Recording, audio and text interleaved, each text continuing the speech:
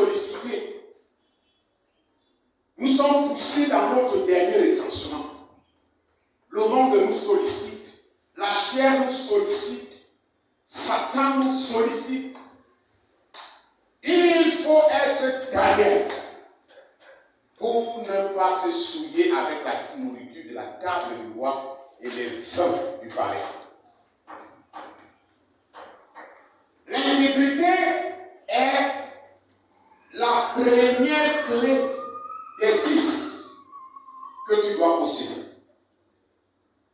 La deuxième clé, c'est la maturité. La maturité, c'est ce stade de développement important de ton processus de croissance spirituelle. Voyez-vous, on n'est pas encore arrivé. Mais chaque jour, nous nous battons, nous travaillons, nous luttons. Nous allons de gloire en gloire, nous tombons, nous nous relevons après la repentance, nous allons à l'étape supérieure. Nous ne tombons pas et nous restons couchés dans notre bout de péché. Nous tombons et nous nous relevons et nous continuons. Et puis, arrive cette étape importante de ma vie, du processus de mon développement qu'on appelle la maturité. On a dit ce jour avec la maturité, ce n'est pas la super spiritualité. La maturité, c'est la capacité de faire la différence entre ce qui est essentiel pour ma vie spirituelle et ce qui ne l'est pas. Est-ce que tu as compris ce soir? Qu'est-ce qui est essentiel pour ma vie, pour ma famille, pour ma foi, pour mon ministère, et qu'est-ce qui ne l'est pas? L'apôtre Paul dit tout m'est permis, mais tout ne m'est pas utile. Il y a des choses qui peuvent m'être permises, mais elles ne sont pas utiles. À quoi ça me sert de faire ceci? Cette colère gratuite, cette haine gratuite, cette insolence gratuite, cette animosité gratuite, elle ne va pas faire avancer ma foi, elle ne va pas améliorer la situation de ma famille. Alors, je préfère m'en priver ou bien m'en passer. La Bible parle dans le livre de Jérémie. Il dit, si tu sépares ce qui est vil de ce qui est précieux, c'est ça être mûr spirituellement. Quand tu arrives à cette étape de la foi, où tu peux faire déjà le distinguo entre ce qui est précieux pour ma vie, précieux pour mon ministère, précieux pour mon foyer, précieux pour mes enfants, et ce qui l'est moins, ou bien ce qui ne l'est pas du tout. Alors je suis en train de réaliser là, n'est-ce pas, ce qu'on appelle la maturité, qui n'a rien à voir avec la grosse spiritualité ou bien la super spiritualité. Et nous sommes rentrés dans 1 Corinthiens chapitre 13, le socle de la maturité, c'est la marche dans l'amour. Marcher dans l'amour, c'est quoi? Nous l'avons expliqué. La Bible déclare, quand j'aurai les dons de prophétiser ou de faire des choses exceptionnelles, on me félicite à l'église comme un héros, parce que je suis le champion de la délivrance, le champion à chasser les démons ou à guérir les malades. La Bible dit que si je n'ai pas l'amour, je suis simplement une cymbale qui retentit. Et je suis comme un caveau, un erreur qui est en train de produire un bruit inutile. La Bible dit que le temps viendra où les prophéties cesseront. Les larmes s'arrêteront. On n'aura plus besoin de prophétiser ce qui que ce soit. La Bible dit que la charité va demeurer. Et il y a maintenant 3 choses qui sont importantes. Il y a la foi, il y a l'espérance. Mais la plus grande de ces 3 choses, dans 1 Corinthiens 13, c'est la charité. Un chrétien mûr, un chrétien mature, c'est-à-dire qui s'est approprié cette deuxième clé-ci-là, est un chrétien qui marche dans l'amour. Est-ce que l'Église m'entend? C'est ça, la Bible appelle ça le lien de la perfection. Ce qui te permet d'accéder à la perfection, ce n'est pas si tu ne pêches plus, mais est-ce que tu es capable de marcher dans l'amour? L'Église peut me dire Amen. Je n'ai pas entendu votre Amen. Beaucoup de personnes parlent d'amour. Il y en a qui enseignent même l'amour. Je connais même des prédicateurs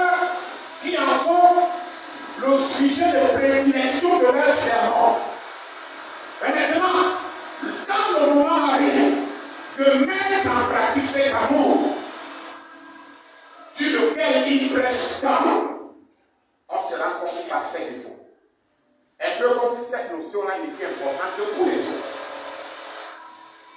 Un homme de Dieu, une femme de Dieu, qui rend le ministère, mais qui n'est pas guidé par l'amour. Vous savez, c'est juste une profession qu'il est en train de remplir. C'est du folklore. La Bible déclare de Jésus que chaque fois qu'il voyait les foules, que ce soit au désert, que ce soit, je ne sais où, à Jéricho, à Galilée, à Samarie, il était ému de compassion. Et chaque fois que le cœur de Jésus était ému de compassion, la seconde d'après, c'était un miracle se produisait. Il réalisait un miracle. Un homme de Dieu, une femme de Dieu, qui veut voir Dieu agir à travers son ministère, doit marcher dans l'amour.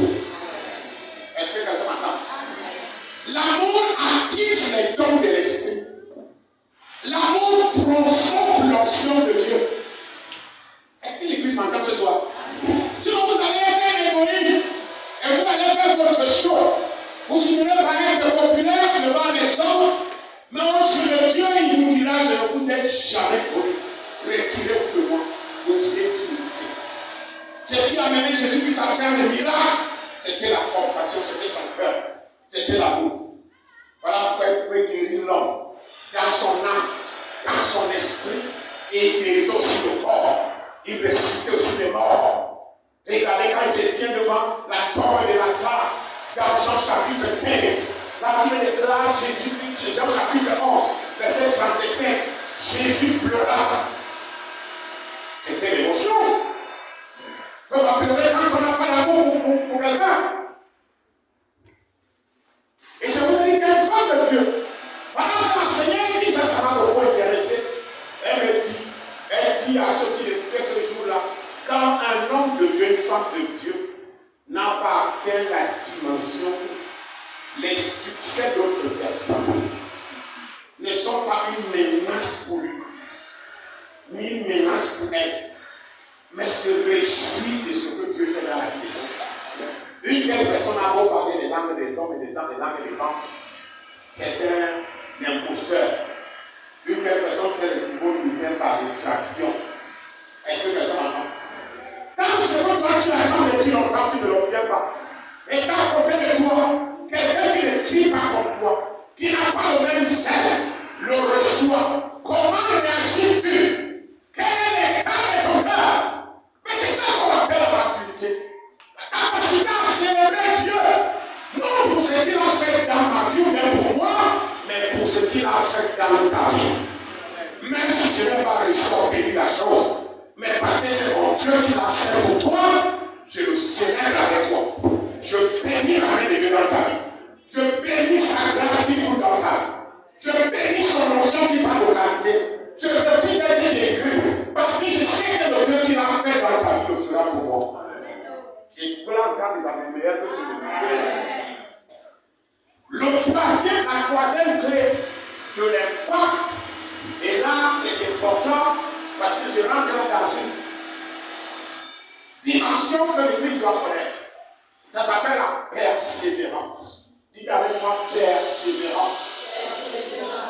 Alors la persévérance est définie comme étant l'action de demeurer ferme. L'action de demeurer consistant. Quelqu'un m'a pas dit amen. Il y avait pas la persévérance, c'est demeurer ferme. C'est demeurer consistant. Est-ce que l'église m'entend? Quand tu demeures ferme, pas parce que tu n'as pas de problème, pas parce que tu n'as pas des oppressions et des attaques, pas parce que tu n'es pas stigmatisé ou bien marginalisé, mais tu restes constant dans ta foi, malgré les secousses et les avatars de la vie. Alors la Bible déclare de toi que tu es quelqu'un de persévérant. Et tu m'entends? Et cette persévérance-là est importante.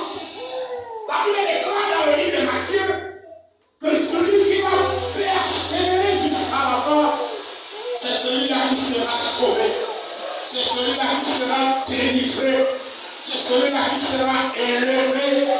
C'est celle-là qui va faire l'impact. La persévérance n'est pas pour ceux-là qui essayent. Et au bout de certains instants, ils tournent le dos à Dieu. L'impact, ce n'est pas pour ceux-là qui essayent de croire en Dieu. Ils essayent de servir Dieu.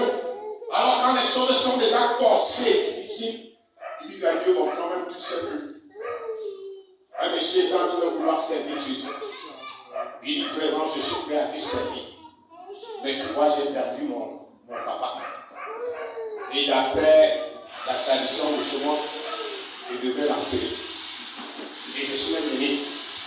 C'est moi qui faisais le cercueil. C'est moi qui dois acheter les habits à papa pour mon enterre. Et je dois aussi préparer la collation. Jésus lui dit, je ne suis pas contre vos deuils. Je ne suis pas contre vos enterrements. Je ne suis même pas contre le fait que tu honores la mémoire de ton père. Mais tu vois, laisse les morts enterrer les morts. Mais toi, suis le royaume de Dieu. Est-ce que quelqu'un m'entend? Quand je venais de croire en Jésus, j'avais l'impression que Jésus était mauvais.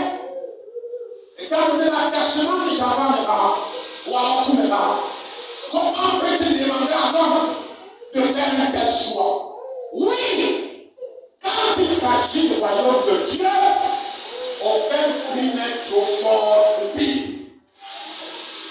Le royaume de Dieu ne s'accommode pas des petites excuses. Oh, c'est parce que j'avais mal. Oh, c'est parce que mon cœur faisait un genre. Oh, c'est parce que je me suis levé le matin et j'ai senti une petite fièvre là. J'avais là préparé ma Bible, hein, papa. Tu dois me dire avec les gens de pouvoir pour sur ma Bible. Et puis à un moment donné, non. Toi, tu n'as encore rien compris du royaume de Dieu. Toi, tu n'es même pas encore né de Dieu. Tu ne comprends pas ce qui se passe ici. Tu es un simple physique, tu es un religieux. Parce que le royaume de Dieu ne s'accommode pas de toutes ces excuses-là. Ces excuses banales pourtant. Il faut persévérer. Et persévérer, c'est rester constant. Je ne change pas. La Bible dit que celui qui ne persévère pas, celui qui doute, il est comme les vagues de la mer agitées par le vent. Tantôt spirituel, tantôt charnel, tantôt païen. On ne sait même pas quelle est la température spirituelle. Jésus-Christ dit à ces gens, et l'église est de la Odyssée, mais parce que vous n'êtes plus ni chaud, vous n'êtes ni froid, et parce que vous avez développé une température intermédiaire, vous êtes tiède, je vais vous vomir de ma bouche. Vous n'êtes pas constant. Priez pour toi ce soir et que Dieu te rende constant. Amen. Constant dans ta prière. Amen. Constant dans ta foi. Amen. Constant dans ce que tu attends de Dieu. Amen. Constant dans le service. Amen. Constant dans le combat spirituel. Amen. Constant dans l'amour. Constant dans la consécration. On dit moi avec conviction. C'est ce que le Seigneur attend de nous. Alors il y a quelques domaines dans lesquels le Seigneur veut que nous soyons persévérants. Le premier domaine dans lequel le Seigneur veut que nous soyons constants, nous soyons persévérants, c'est dans la parole. Lisez-moi Jean chapitre 8, verset 31. Rapidement, Jean chapitre 8, verset 31. Nous allons voir les 7 domaines dans lesquels nous devons persévérer. Nous devons rester persévérants. Je vais quelqu'un qui lise rapidement. Jean chapitre 8, verset 31. Jean chapitre 8, verset 31. Et dit la Bible. Et il dit aux Juifs qui avaient cru en lui, si vous demeurez dans ma parole, vous êtes vraiment mes disciples. Est-ce que tu m'entends? Si vous persévérez, le verset finit, dans ma parole, wow! Vous persévérez dans ma parole. C'est le premier domaine dans lequel le Seigneur te veut persévérant. On n'est pas persévérant comme ça dans le rêve. Il y a 7 domaines dans lesquels le Seigneur exige de toi que tu sois persévérant. Et le premier domaine, c'est la parole. Dis à toi la parole. Quand tu ne persévères pas dans la parole, la méditation de la parole, les enseignements de la parole, l'écoute de la parole, l'assimilation de la parole,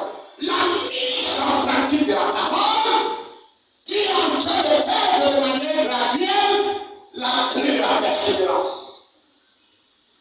Si vous persévérez, vous demeurez dans ma parole. Et bien alors, vous serez réellement mes disciples. Quelqu'un me dise Amen. Amen. Ne m'entendez la main brutale. Amen. Le deuxième domaine dans lequel le Seigneur te veut, persévérance, c'est la vérité. Jean chapitre 8, verset 44. Il veut que tu persévères dans la vérité. Qui arrive dans la vérité? Dans la vérité. C'est rapidement, révérend. Vous avez pour père le diable. Et vous voulez accomplir les désirs de votre père. Il a été meurtrier dès le commencement. Il a été menteur. Meurtrier, c'est ça? Oui, continue là. Dès le commencement. Et il ne se tient pas dans la vérité. Il ne se tient. Réveille-moi service. Et il ne se tient pas dans la vérité. Il ne se tient pas dans la vérité. Parce qu'il n'y a pas de vérité en lui. Voilà comment ça définit le diable. C'est-à-dire que quand vous voulez mettre Satan KO là, amener la vérité, confronter-le à la vérité. Il ne supporte pas la vérité. Il est très mal à l'aise quand la vérité sort. Et la Bible nous révèle que la raison pour laquelle il a été meurtrier, il tue les gens depuis le commencement, c'est parce qu'il utilise l'arme du mensonge. Mais maintenant, quand les enfants de Dieu commencent à dire dans le mensonge, il dit au juif, vous avez pour père Satan. Avec les questions dans vos actes de naissance spirituelle, on va lire le nom du père Satan.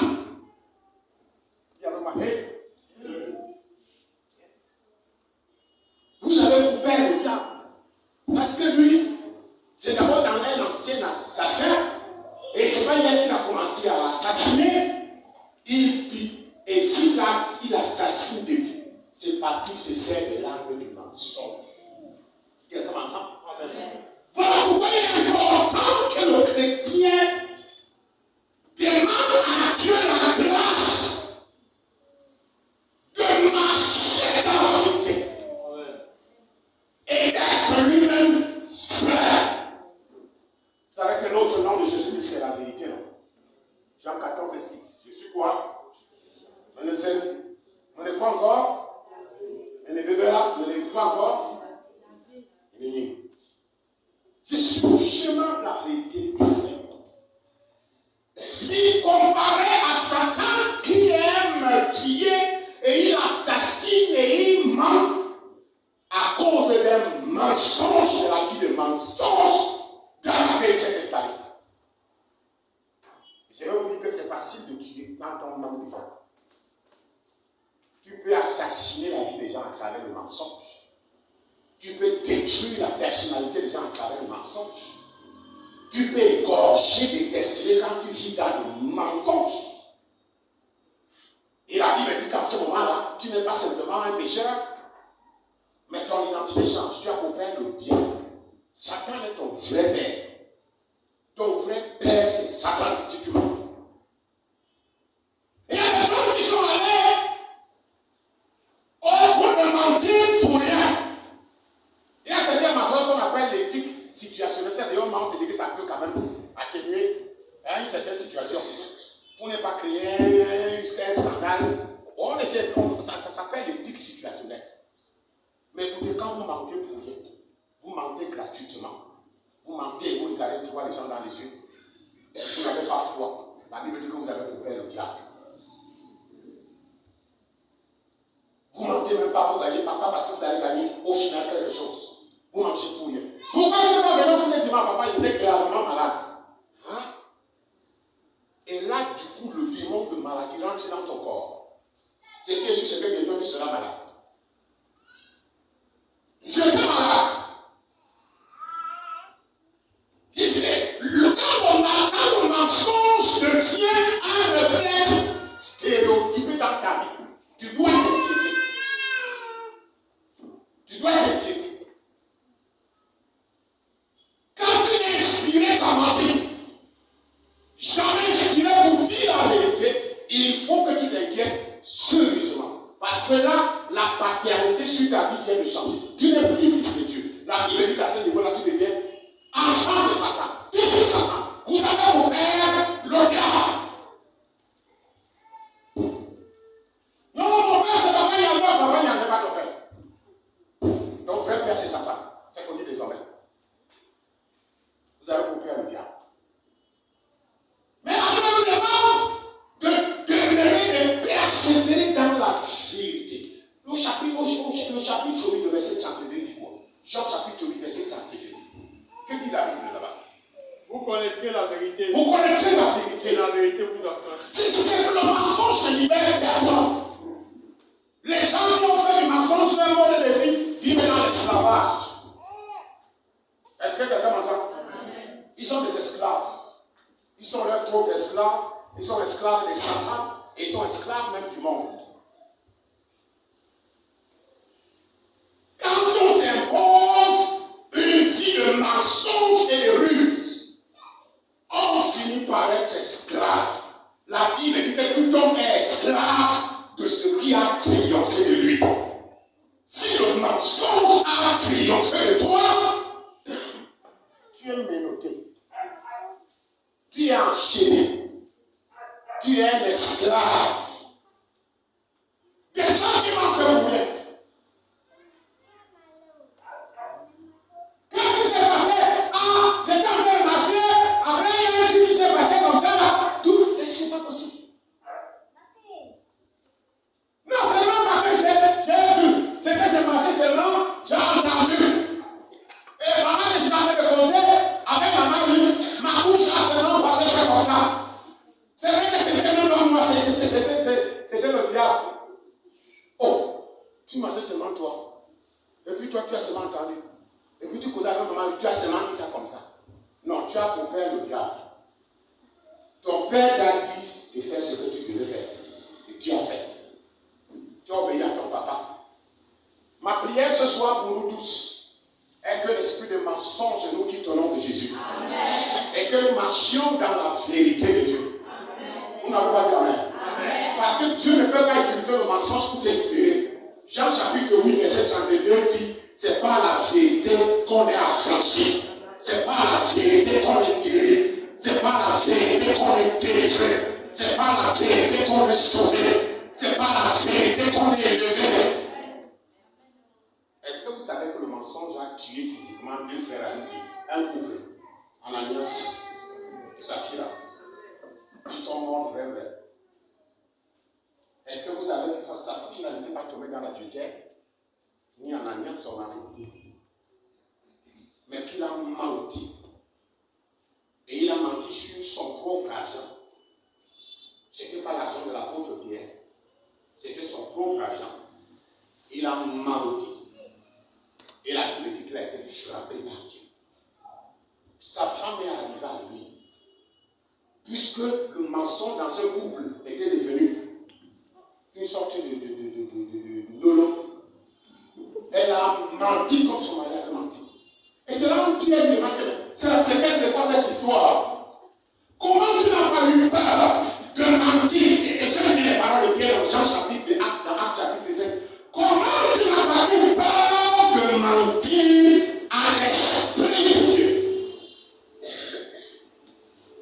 Il dit, bon, pour ta gouverne, les frères que tu vois là, ils sont du cimetière. C'est le cimetière de Volée. Ils ont creusé le tombeau là-bas, un trou là-bas de 2 mètres. Ils ont jeté son mari dedans avec tous ses mensonges. Et j'ai demandé qu'on lui remette la dîme avec laquelle il a menti là. On a jeté l'argent là-dedans. Ils disent que tout à l'heure, ils vont aller faire la même chose. Sa fille est tombée, pas qu'elle est tombée. Elle est morte. Puis elle n'a pas été traduite au tribunal. Quelqu'un m'entend? À cause du mensonge. Maintenant, tu ne dois pas être tué physiquement. Mais tes finances peuvent être détruites, enterrées, peuvent mourir à cause du mensonge. Quand tu voles la dîme et tu mens. Tu voles la dîme et tu mens. La Bible dit que vous me mentez, vous me trompez la nation tout entière. Dans Malachie chapitre 3. Il dit que vous êtes tous frappés de malédiction. Parce que vous êtes des menteurs. Vous mentez sur la dîme.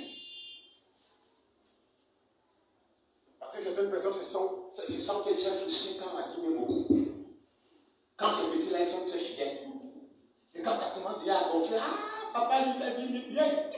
Quoi, comment? Même le Seigneur lui-même sait que. Et tu manges ma part. J'ai plus que ce qui arrive à Ananias, ça ne t'arrive pas. Amen. Vous ne pouvez pas me dire Amen. Amen. Je tiens à dire que ça, ce n'est pas l'Ancien Testament.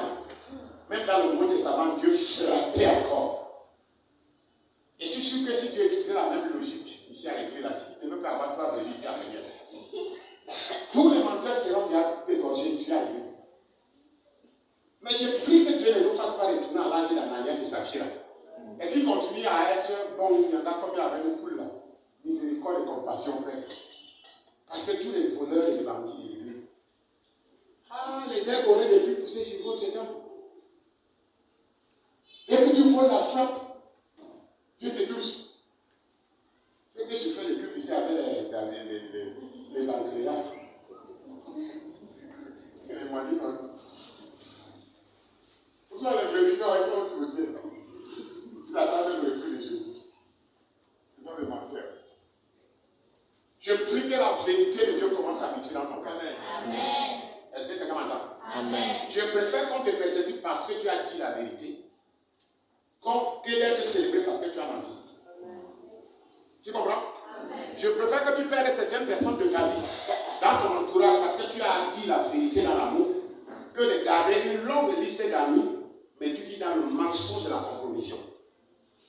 Vous ne m'avez pas dit Amen. Amen. Je préfère encore perdre certaines personnes importantes de ma vie quand je vais commencer à leur dire la vérité, quand je vais commencer à marcher moi-même dans la vérité, que de dire que non, j'ai des potes, j'ai des gens,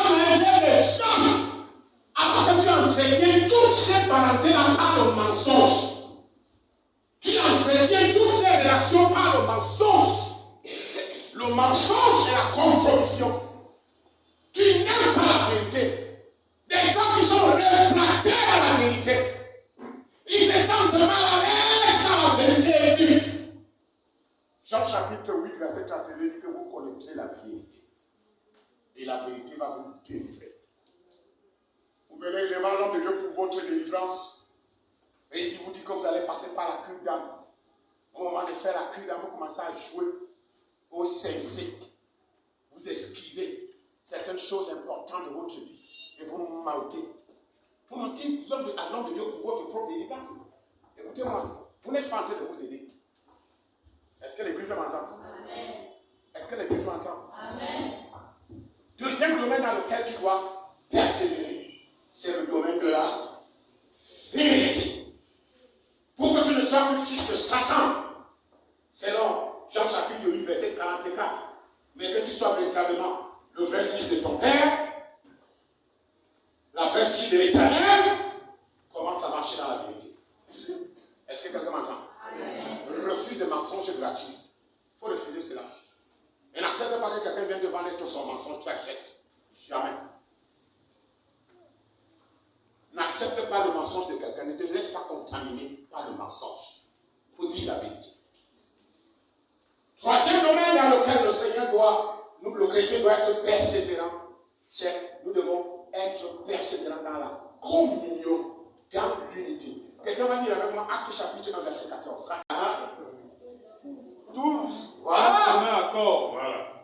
persévéraient dans la prière. Et persévérer dans la prière avec les femmes. Avec les femmes. Et Marie, mère de Jésus. Avec de Jésus. Et avec les frères de Jésus. Avec les frères de Jésus. Ça s'appelle la communion fraternelle. Est-ce que quelqu'un m'entend? Amen.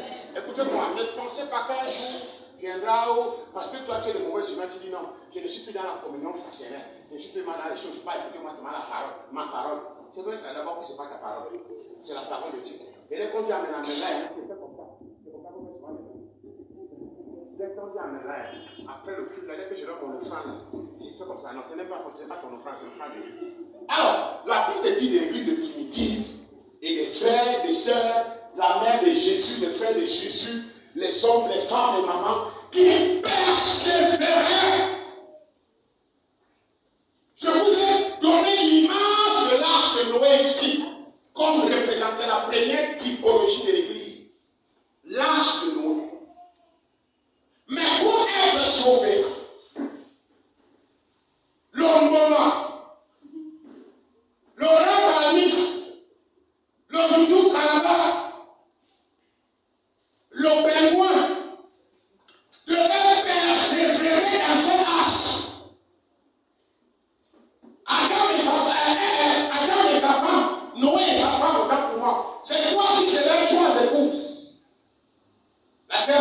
que 8 êtres humains, 8 habitants. Si tu voulais être sauvé,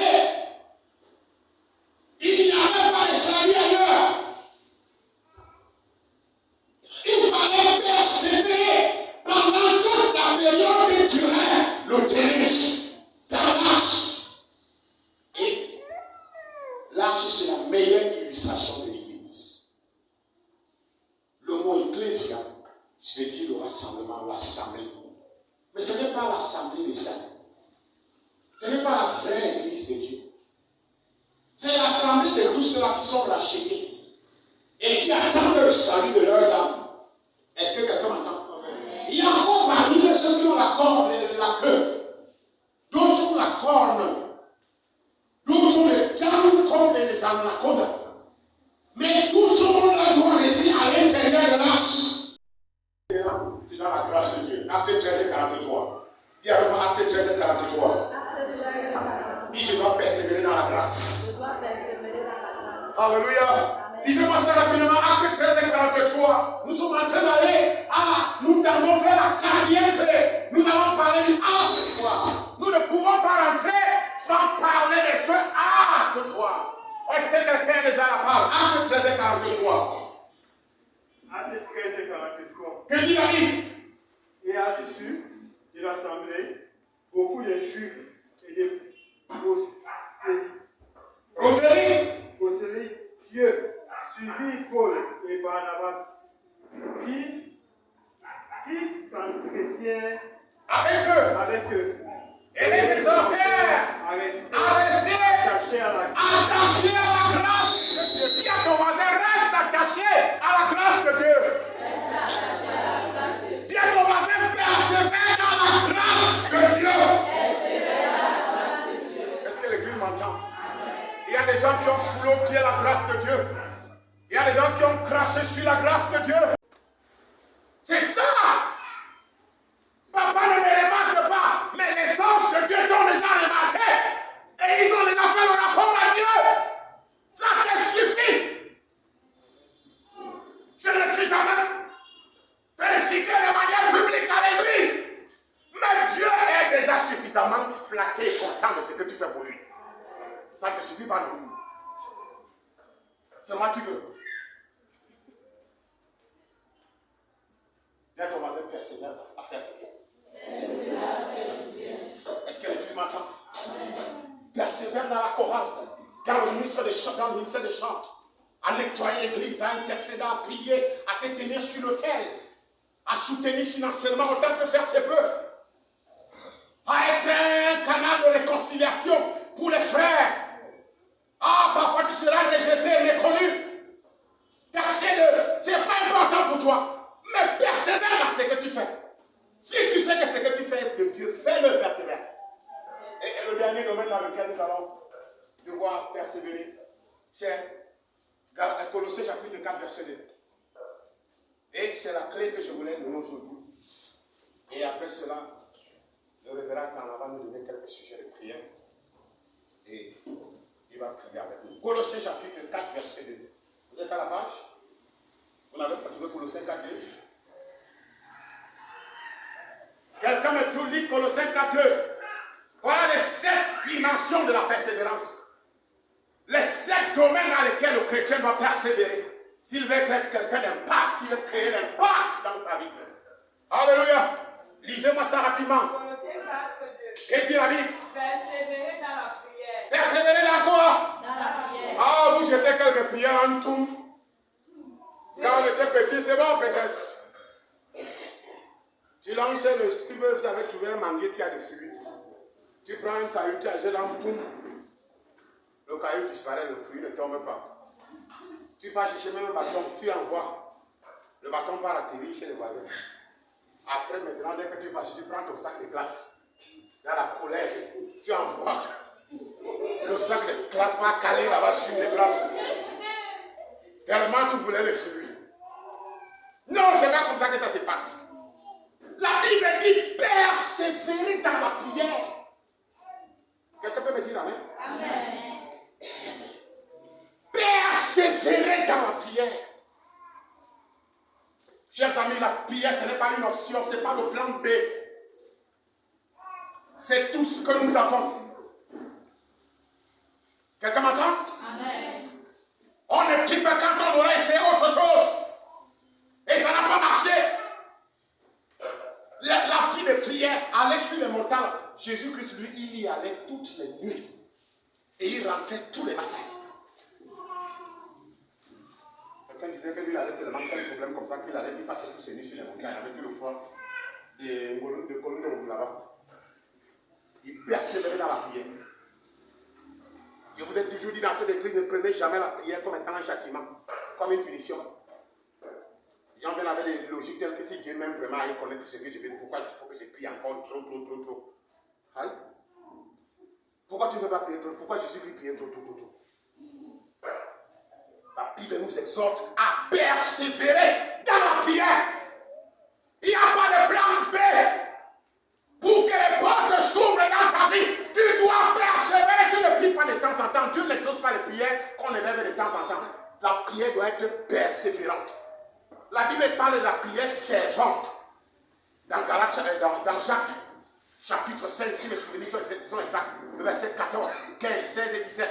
La prière fervente du juste est efficace. La prière persévérante. J'ai prié hier. La prière d'aujourd'hui ne me suffira pas pour aujourd'hui. J'ajoute une autre dose pour aujourd'hui. Et demain encore, je passe à une autre dimension. Vendredi sur la montagne, je passe à une autre dimension. Dès que je descends de la montagne, je viens samedi là. Je ne dors pas sans avoir allumé une heure de temps de prière. Et pendant le culte, je ne peux pas me contenter de la prière du dimanche matin. Quand j'aurai fini, je prends mon temps avec Dieu. Quelqu'un m'entend? Il y a ton voisin persévère dans la prière. Il y a des gens qui ont décidé d'insulter la grâce de Dieu. C'est grâce qui a fait d'eux ce qu'ils sont. Il y a des gens qui ont pensé à un moment donné qu'ils sont forts et qu'ils sont spirituels et qu'ils n'ont pas besoin de la grâce de Dieu. Écoutez-moi, la Bible dit que la grâce de Dieu, source de salut pour tous les hommes, a été manifestée. La Bible dit que pour les exhorter à persévérer dans la grâce de Dieu. Tu vas dormir tout à l'heure, tu vas te réveiller demain matin. C'est la grâce de Dieu, non? Tu connais, c'est parce que tu auras beaucoup prié la nuit, mais parce que tu auras été trop spirituel, ou bien parce que tu n'as pas de péché. La Bible dit qu'il n'y a pas d'homme qui ne pêche point. Mais c'est la grâce qui t'a réveillé. Parce que pendant que toi tu es en train de célébrer la vie, quand je regardais l'autre jour l'état de brûlure des corps, de la falaise de Tchan, de Sancho, des gens ne réussiront jamais à faire le deuil de leurs proches. Djoufak Chanceline, ici, là, qui est à l'église, là, elle a voyagé, elle est partie à Douala. Elle a sa cousine qui était morte là-bas. Elle dit, papa, on n'a pas réussi à avoir un ongle pour l'enterrer. Sa cousine directe. Elle dit que la mère de la fille est partie là, avec quelques crânes restés intacts. C'est que le crâne de ta fille. Il y a des crânes qui ont fondu sous l'effet de la chaleur. De sorte que les os ont été calcinés comme si on y avait versé l'acide chlorhydrique.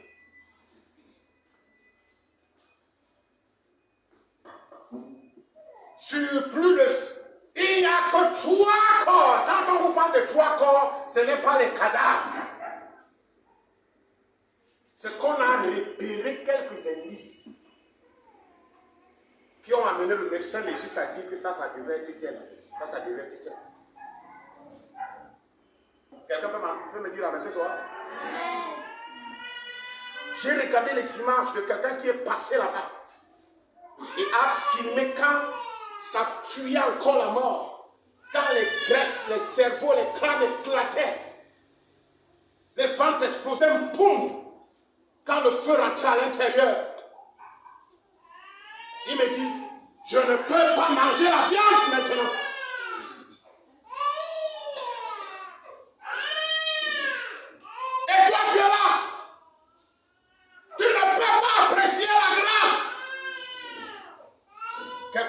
amen maintenant. Amen. Je vais entendre un amen violent. Amen. Si tu sais que la grâce de Dieu t'a localisé, je vais entendre un amen brutal. Amen. C'est la grâce, chers amis. La Bible dit, vous êtes sauvés. Éphésiens chapitre 2, verset 8. Par la grâce, par le moyen de la foi. C'est un don de Dieu. Cela ne vient pas de vos œuvres, afin que personne ne se glorifie. Le salut est un produit de la grâce de Dieu. Alléluia. Vous ne pouvez pas me dire amen? Amen. Quand quelqu'un atteint un niveau, il ne peut plus persévérer dans la grâce, s'approprier la grâce, célébrer la grâce sur sa vie, bénir Dieu pour la grâce qu'il a localisée. Cette personne a déjà abandonné la foi. Parce que quand on parlait de Dieu et du salut, on parlait de la grâce. Quelqu'un ne m'a pas dit amen. Amen. Si tu as pu manger aujourd'hui, c'est la grâce. Paul, les apôtres les exhortèrent à rester, à demeurer, à persévérer, attachés à la grâce de Dieu. Ce n'est pas par la force. La Bible dit que ce n'est pas la puissance, ni par la force, mais c'est par mon esprit, par ma grâce. Dieu ne te bénit pas parce que tu es super spirituel. Il te bénit par grâce. Ce que tu vas recevoir en février, là, c'est la grâce. Tu ne m'as pas dit amen. Amen. Ce que Satan n'a pas réussi à faire ces années-ci dans ta vie, et que chaque fois qu'il voulait le faire, ça échouait là. C'est la grâce de Dieu qui te protégeait. Amen. Tu ne m'as pas dit amen. Hein? Amen. Tu vas attendre un amen là. Amen. C'est la grâce. Donc c'est le quatrième domaine dans lequel tu dois persévérer. Tu dois faire confiance à la grâce de Dieu. Tu dois rester attaché à la grâce de Dieu. Tu dois t'appuyer sur la grâce de Dieu. La Bible dit, confie-toi en l'Éternel et ne t'appuie pas sur ta propre sagesse. Vous avez compris? Amen. Mais le chrétien d'aujourd'hui pense que moi-même je peux. L'apôtre Paul dit ce que je suis, je le suis par la grâce de Dieu. Dis avec moi, je suis ce que je suis par la grâce de Dieu. Je suis ce que je suis par la grâce de Dieu. Je serai ce que je serai par la grâce de Dieu. Je serai ce que je serai par la grâce de Dieu. Et je suis sur le point de devenir ce que je deviendrai par la grâce de Dieu. Et je suis sur le point de devenir ce que je deviendrai par la grâce de Dieu. Dis à ton voisin, tout est grâce. Tout est grâce. Tout est grâce. Quelqu'un m'entend? Et la Bible a défini cette grâce-là comme quoi? Comme une faveur imméritée. Si le salut devait être obtenu sur la base du mérite ou de richesse, alors tous les grands hommes d'affaires bamélékites devaient aller au port de Douala ou bien au nouveau port à l'eau profonde de Cric. Ils achetaient tout le salut et ils venaient revendre ça ici à prix d'or. Ils donnaient ça d'abord à leurs frères et leurs sœurs. Et toi alors, tu n'as même rien là. Tu as été sauvé? Dieu a dit, bon maintenant, ce n'est pas une affaire de riche homme d'affaires. Je donne à tout le monde.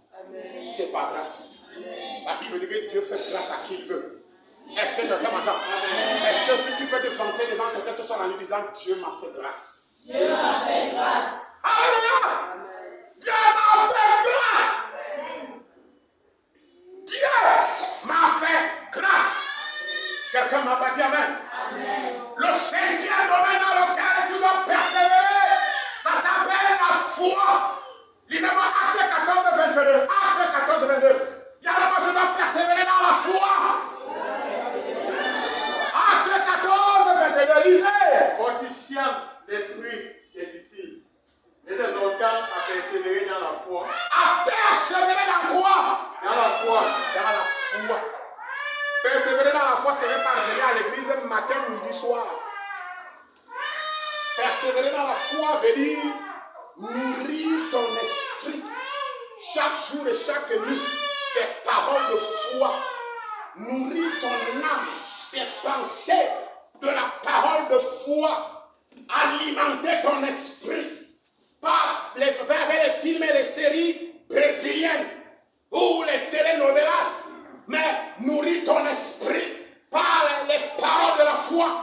Et Et c'est ça que la Bible appelle persévérer dans la foi. Demeurer constant dans la foi. Est-ce que quelqu'un m'entend? Persévérer dans la foi, c'est quelqu'un qui croit. Pas qu'aujourd'hui on croit et demain doute. Aujourd'hui on croit et demain doute. On croit le matin, doute à midi. On prie pour toi le matin et tu doutes le soir. On prie pour toi et tu dis, vraiment, je ne suis même pas sûr si le Dieu va marcher. Si papa prie pour moi, même il prend son manteau, là, il est déjà dessus. Et si ça ne marche pas. Voilà pourquoi vous ratez les miracles à l'église. Et si papa dépose même son manteau, ou bien sa tiare, ou son épaule de la sur moi, comme il a fait dimanche, et que finalement il ne se passe rien. Tu vas dire, Dieu ton miracle. Et si je dépose ça sur toi, alors il se passe quelque chose. Et si je le fais, alors il se passe quelque chose dans ta vie. Tu dois persévérer dans la foi. La Bible définit cette foi comme étant une ferme assurance des choses qu'on espère. Les choses pour lesquelles on a une attente. On veut voir Dieu agir dans sa vie. Et on ne doute pas. Les circonstances et les événements ne viennent pas étouffer ma foi. Je sais que si Dieu l'a promis, si la parole me le garantit, alors j'obtiendrai la chose au temps opportun. Je ne l'ai pas vu l'année passée, mais 2021 ne passera pas. Dieu le fera pour moi. Et j'ai la foi ferme qu'il le fera. Ça ne dépend pas de ce que les gens pensent de moi. Je m'en fous de ce que les gens disent de ma vie. Ce que Dieu m'a promis, il le fera. C'est ça la foi. Et la Bible déclare dans Hébreux chapitre 11, verset 6. Sans la foi, il est quasi impossible d'être agréable à Dieu. Est-ce que quelqu'un m'entend? La foi, c'est cette chose qui nous permet d'être agréable à Dieu. Quand Dieu te voit, il est content. Et voici ma personne même. Le langage de la foi, c'est le langage que Dieu écoute très vite. Mais si tu es dans le doute, l'incrédulité, la philosophie, les raisonnements, la religion, et tu élèves les forteresses et les pensées très élevées au-dessus de la parole de Dieu, écoute-moi, toi, tu n'as rien à voir avec Dieu. Les disciples devaient persévérer dans la foi. Dans la foi. Mais écoute-moi, il y a des choses qui peuvent te détruire. Romains chapitre 1, verset 17 dit quoi? La foi vient de ce qu'on entend. Et ce qu'on entend. Chapitre 10, verset 17. La foi vient de ce qu'on entend. Maintenant, je m'avais vous poser une question assez subtile. Hein? Qu'est-ce que toi tu entends depuis le matin? Qu'est-ce qui entre dans tes oreilles? Puisque la foi vient de ce qu'on entend. La parole de Dieu. Les louanges. Dans mon téléphone portable. Les chants d'adoration. Les enseignements. Je me connecte, j'entre dans mon truc YouTube. J'écoute l'enseignement de mercredi. Et j'édifie ma foi. Je célèbre le Seigneur. Et chaque fois, même pendant que je travaille, je suis en train de bâtir ma très sainte foi à travers les chants, l'adoration. Et quand je n'ai pas le temps, je parle en langue et j'adore mon Dieu. Maintenant, qu'est-ce que toi tu écoutes? Parce que ce que tu écoutes est un élément déterminant pour ta foi. Tes oreilles sont la porte d'entrée de ton esprit. Et si cette porte est un boulevard qui laisse passer n'importe quoi, je t'assure, tu ne vas pas t'en sortir. Tu n'as pas de foi. Et tu n'as pas la foi. Et la foi de Dieu ne peut pas germer à l'intérieur de toi. Et il est temps que tu commences à contrôler les portes d'entrée de ton esprit. C'est-à-dire tes oreilles. Alléluia. Je ne suis pas de ceux qui entendent n'importe quoi, n'importe où, n'importe comment, n'importe quoi. Non, parce que mon esprit est précieux. Je ne peux pas empoisonner mes oreilles et mon esprit par des histoires qui vont me tuer. Je préfère partir. Même si je perds certaines personnes, c'est mieux de vous perdre que de pourrir mon esprit. Parce que mon esprit, c'est comme une éponge qui doit recevoir, qui doit absorber les grâces de Dieu et les révélations de Dieu. Dites-moi maintenant avec autorité. Je m'entendais dans mes bruitages ce soir. Amen. Il persévérait dans la... Il faut demeurer attaché dans la foi. Et le septième domaine dans lequel les chrétiens, le sixième je crois, dans lequel les chrétiens doivent persévérer, c'est le domaine, n'est-ce pas, des bonnes œuvres. Romains chapitre 2, verset 7. Les bonnes œuvres. Dites avec moi les bonnes œuvres. Romains 2, 7. Romains chapitre 2, verset 7. Romans chapter 2, verset 7. Romans chapter 2, verset 7. Romans 2, 7. Are you there? Come on, read it for me. Romains 2,7. Vous avez trouvé Romains 2,7? Romains 2,7. Qu'est-ce que dit la parole? Réservant la vie éternelle à ceux qui, par la persévérance à bien faire, cherchent l'honneur, la gloire et l'immortalité. Wow!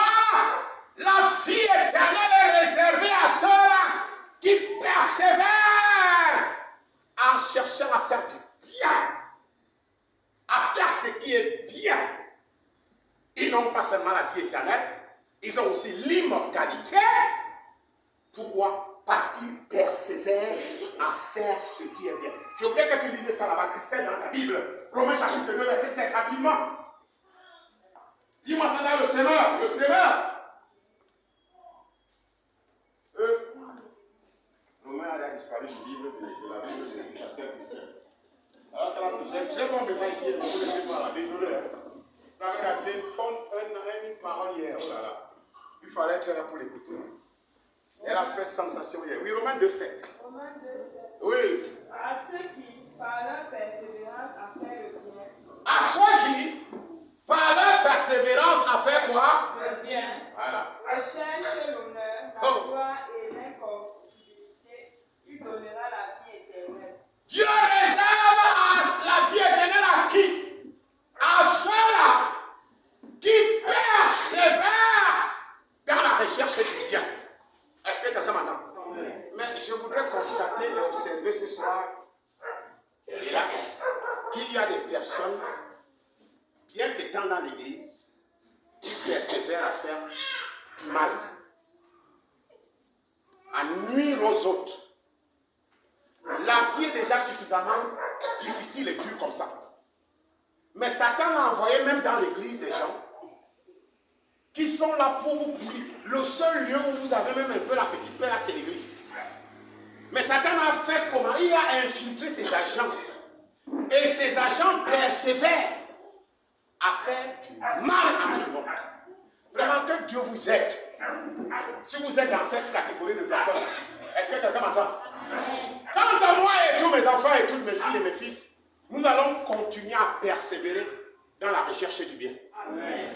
Est-ce que quelqu'un m'entend? Il faut persévérer. C'est pas que je t'avais fait du bien en 2003. Non. J'avais fait du bien à l'église ici. La Bible dit à tous ceux-là qui persévèrent à faire ce qui est bien. Persévère à payer le loyer. Ça c'est bien.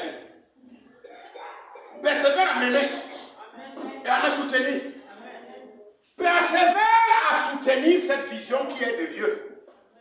Quelqu'un ne m'a pas dit amen. Amen. Persévère même à tolérer les gens qui sont indélicats, difficiles de caractère, mauvais, pourris dans leur vie. Persévère à les aimer. Oh, les amenons du mieux. Je m'entendais quelqu'un dire la vérité.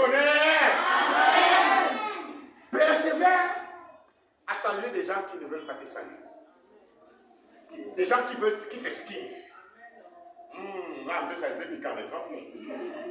Des gens qui pensent que toi tu n'as pas de valeur. Et qu'ils valent plus que tout le monde. Et quand après Jésus-Christ là-bas sur le trône, c'est eux aussi sur la terre. Persévère à aller vers eux. Pour leur dire bonsoir. Bonjour avec un sourire. Quelqu'un ne peut pas me dire amen? Amen. Persévère à pardonner. Tu m'entends? Amen. À pardonner. Un jour, Jésus-Christ a demandé à Pierre, mais il faut nous dire la version aujourd'hui. Parce que depuis là, tu nous parles de ton affaire de pardon. Donne-moi un chiffre rond. Combien de fois devrais-je pardonner à quelqu'un qui tout le temps passe sa vie à me pourrir la vie? Cette fois, Jésus-Christ lui a répondu, persévère,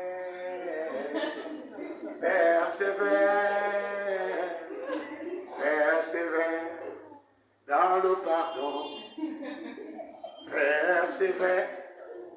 Tu as dit combien? 7, 17? Persévère 17 fois, comment? Tu as dit quoi? Persévère. Quelqu'un peut me dire persévère? Dis-moi, papa persévère. Non, Non, dis-moi persévère, papa, persévère. Persévère à nous faire du bien. Nous, on va persévérer à te faire du mal. On va payer le loyer, tu vas voir. Je vous aime et je vais persévérer dans cet amour. Quelqu'un ne m'a pas dit amen. Jésus lui dit que ce n'est pas 7 fois. Ce n'est pas 77 fois. Il faut mettre le signe fois au milieu. Et tu vas voir la réponse. Et Jésus dit que ce n'est pas pour toute une vie, il dit c'est par jour. Ce n'est pas pour une semaine. 70 fois 7 par jour. Ça veut dire qu'autant que les gens vont vous offenser là, autant de fois vous devez leur pardonner. Vous ne m'avez pas compris. L'évangile est compliqué. C'est compliqué pour ceux qui sont très compliqués. Mais pour ceux qui sont simples comme moi là, ça passe. Quelqu'un m'entend? Parce que je suis arrivé dans un point où si tu me fais la guerre, tu vas faire ta guerre là seul. Parce que pour qu'il y ait guerre, il faut 2 ennemis. Moi, je ne suis pas ton ennemi. Et tu ne la feras pas avec moi ta guerre. Ou alors tu vas prononcer toi-même le cessez-le-feu, ou tu vas bagarrer seul. Je refuse de rentrer dans ta guerre. Moi, je persévère. Quelqu'un peut me dire amen? Dis à ton voisin, tu vas commencer à faire ta guerre là seul. Non, je ne dis pas que ton voisin c'est quelqu'un. Oh là là, je n'ai pas dit que ton voisin est mauvais et que j'ai des problèmes. Est-ce que quelqu'un m'entend? La Bible déclare que nous devons persévérer dans les bonnes choses. Dans la prière. Vendredi, nous serons sur la montagne là-bas. À Colondo. De 20h jusqu'à 6h. Et nous allons persévérer dans la prière. Et nous allons invoquer notre Dieu. Et nous allons saccager les hôtels sataniques. Et nous allons renforcer les hôtels de Dieu. Nous allons invoquer les prophéties sur le peuple de Dieu. Nous allons demander la guérison des corps. Et nous allons persévérer dans cette activité. Ça va devenir une vie pour nous et nous allons persévérer jusqu'à la fin. Amen. Vous pouvez me dire un amen meilleur? Amen. Je m'entends un amen très brutal maintenant. Amen. Ceux qui persévèrent dans le bien, ce n'est pas que personne ne m'observe. Je n'ai jamais été remarqué depuis que je fais ce que je fais. Dieu t'a déjà remarqué. Et c'est important pour toi et c'est tout, ça te suffit. La Bible dit que ceux qui veulent être remarqués par le pasteur, mais par les hommes, ils ont leur récompense.